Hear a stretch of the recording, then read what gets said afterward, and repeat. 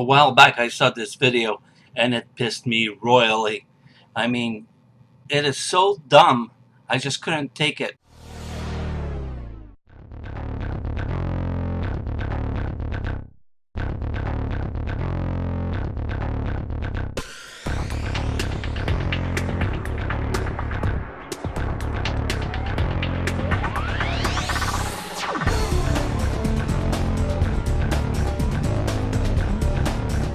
Yo, idiot, ever heard of a mud skipper? Hi, I'm NicolSD, and I guess you could say that my channel has an educational bias. But its main goal is pwning idiots. I don't care if they are just ordinary people or PhDs, I just can't stand stupidity. So far, I've gone after both the small fry targets and the big fish. The guy who made the beautifully animated video you saw earlier fits in the first category. His video may be beautifully done, but shit packaged in silk and lace is still shit. In life, there's something important everybody should always keep in mind. Being famous doesn't necessarily mean you are intelligent. Take Kirk Cameron, for example. I want you to keep your eye out for this, because this is what evolutionists have been searching for hundreds of years. All right? And if you find one of these, you could become rich and famous. So here's some transitional forms. This is called the crocodile. Can you see this? God, I'm not. Yes, you too. I know what you're thinking, and it's not nice. Inspired by Kirk Cameron's assertions, I went looking for a crocodile, but couldn't find one. Instead, I discovered an animal that was part duck, part beaver, and part otter, and it was furry too. Here's when I made my grand announcement. Kirk, I'd like to present you my great discovery. And as you said, it's bound to make me rich and famous. Here it is, the incredible furry bevo otto duck. No, it's not. It's a platypus. Damn it! There goes my chance at fame and riches.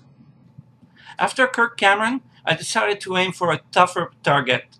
I went after a rocket scientist this time.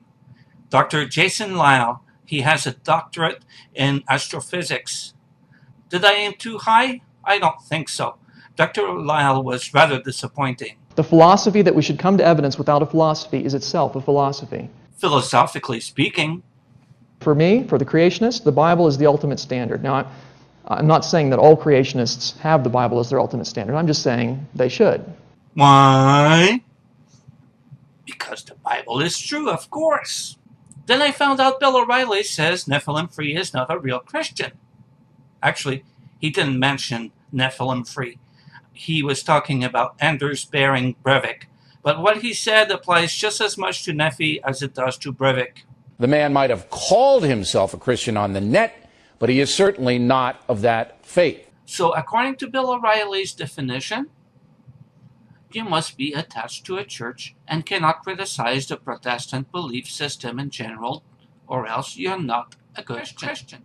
I recently gave my 2 cents about the recent scandal regarding Sharon Osbourne, the women of The Talk, and CBS regarding the man who was drugged by his wife, tied to the bed, then had his penis chopped off when he woke up. His lovely wife then put his penis through the garbage disposal machine. Sharon Osbourne and her group of cackling bitches thought it was very funny.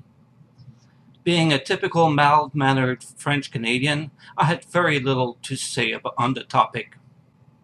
Fuck Sharon Osbourne, fuck the women of The Talk, and fuck CBS!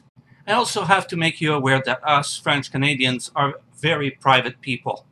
To be precise, we are very mild-mannered and proper. To us, it is extremely important to be a perfect example of decency when seen in public. To do otherwise would mean to be ostracized by all friends, family, and compatriots.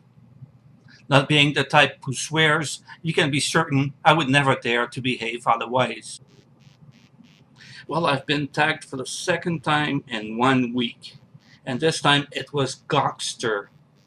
And what did he have the gall to ask me? He asked me to show people my underwear. Well, people from Luxembourg may show their underwear in public like he just did, but us French Canadians are very prude. and very proper. You don't show your underwear in public ever, ever, ever. So that's it. You now have a good idea of what to expect from my channel. This has been an Obnoxious Cat production. I love that cat.